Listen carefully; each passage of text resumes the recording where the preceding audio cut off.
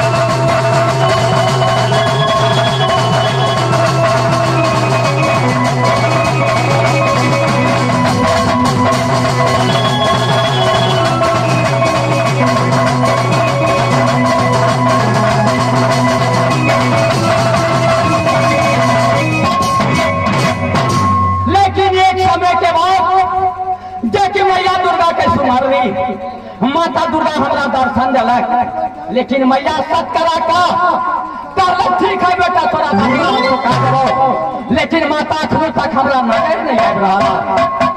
मैया गई दौड़ा का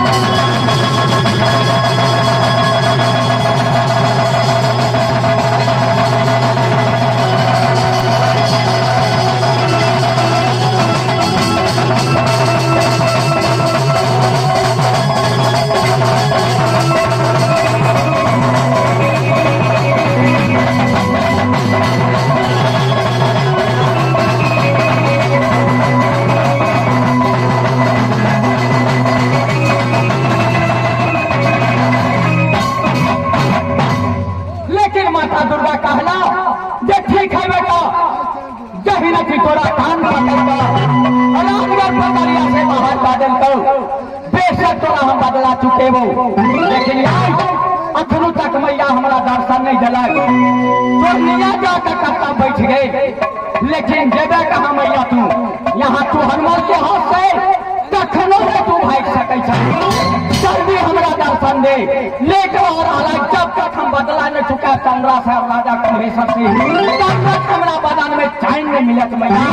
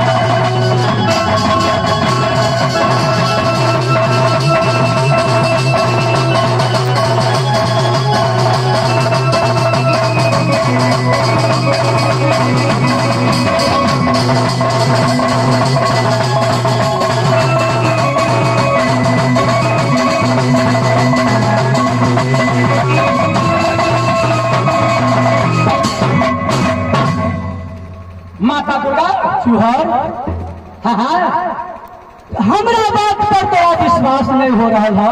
नहीं किया तोरा बात पर विश्वास नहीं आई द्वारे जे सतयुग चल गए करबुल कलयुग जा रहा है। कई द्वारे देवता भी लोभित भागा, कई द्वारे हमरा विश्वास नहीं है। सुना तोरा हम वचन देने छी, और तोरा साथे हम सत्य केने छी, सत्य के हम पालन जरूर करब भैया। तोरा हम साथ देब कहने चलिए नहीं, लेकिन अकेला से नहीं होए वाला यहाँ काम है। जहाँ किनको से सहारा लेवे तो हम लोग जा पाते। हम कहलिए नहीं तोरा जुमान के हम फैल नहीं होगा नहीं हो देबा। चंद्रा के मुकमा से राज पकड़िया तोरा पहुंचा दे। मुकमा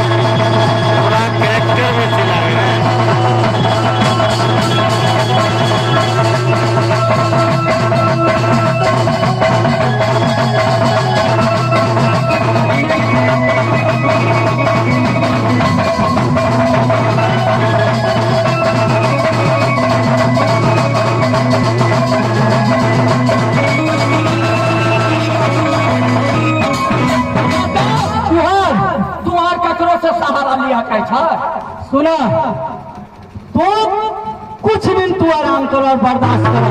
आराम करो? हाँ हाँ, नहीं मैया खुद तोरा हम खोज लेबो।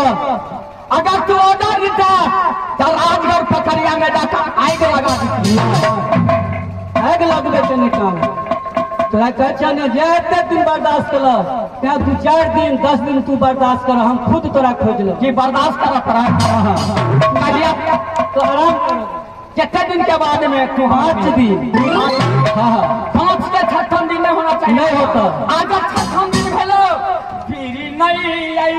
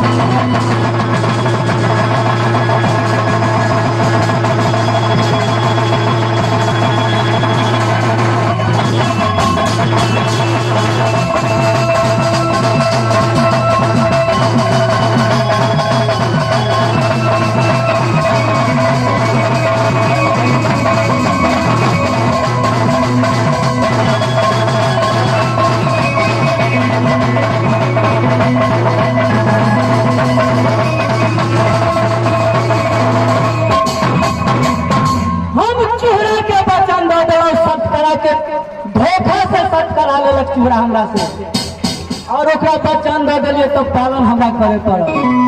हम कहाँ जा रहे छी तो पास और बहन गंगा से क्षमा मांग के, गलती मांग के, अपना बात पितरन बता के बहन गंगा से मदद मांगो।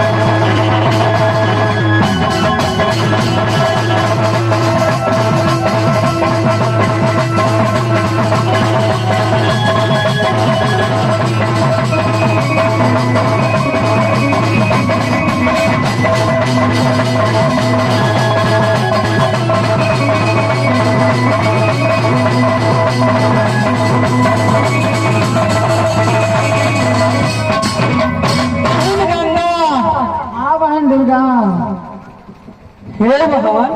हाँ बहन बोला। हे बहन तोरा पास लाई एगो हमरा पास में विपद पड़ल है। तू हमरा मदद कर सकै छ। हाँ बहन करबाक ने। हाँ बहन अच्छा सना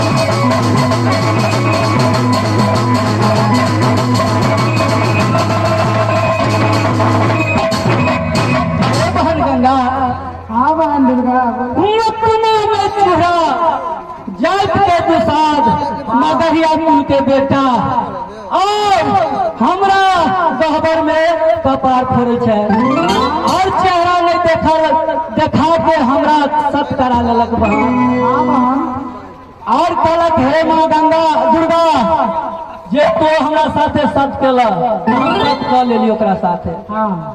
अब की कह रहा है जब तुम से पकड़िया तक हमरा सेल करे।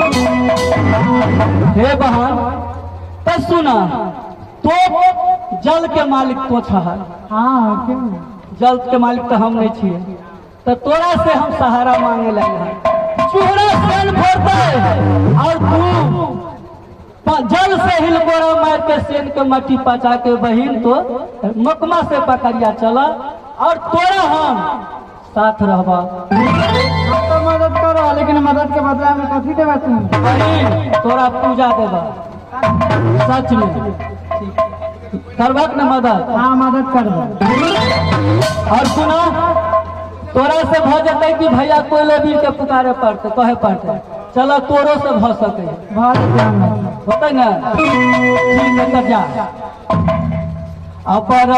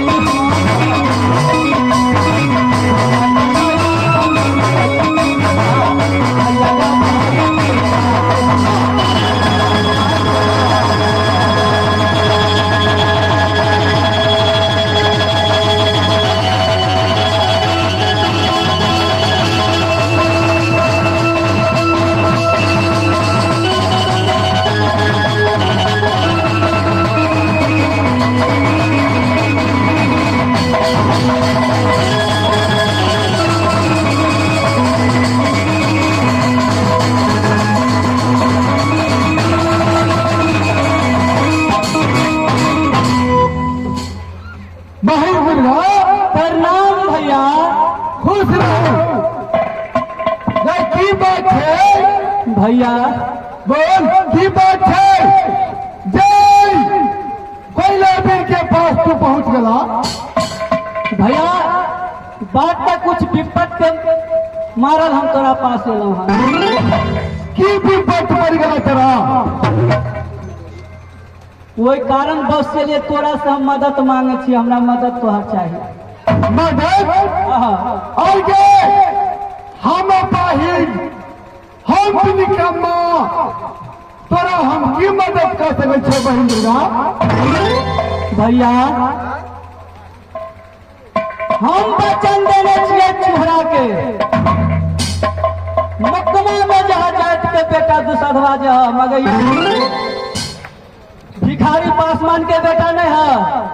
बोल मुझे बेटा वो हमरा से धोखा से सत करा के और वो कहा जे हमरा मकमा से पकड़िया तक सेन फोड़े के चाहिए। तो फिर कही अबे हमरा क्या पुकार ले क्या भैया बोल।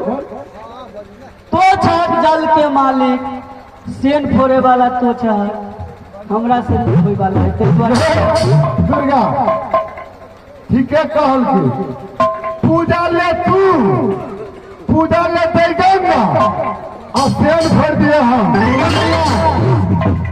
हम मन से ये पूजा याद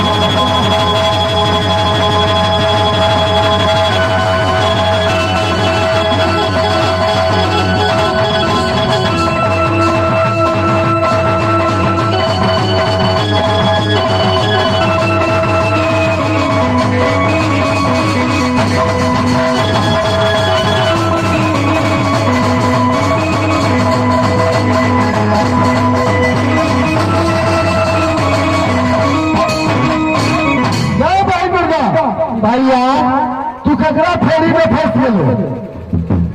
भैया अब तो हम वचन देने छिए, हम हमरा साथ साथ कर लेने हैं, कर लेने छिए भैया जी।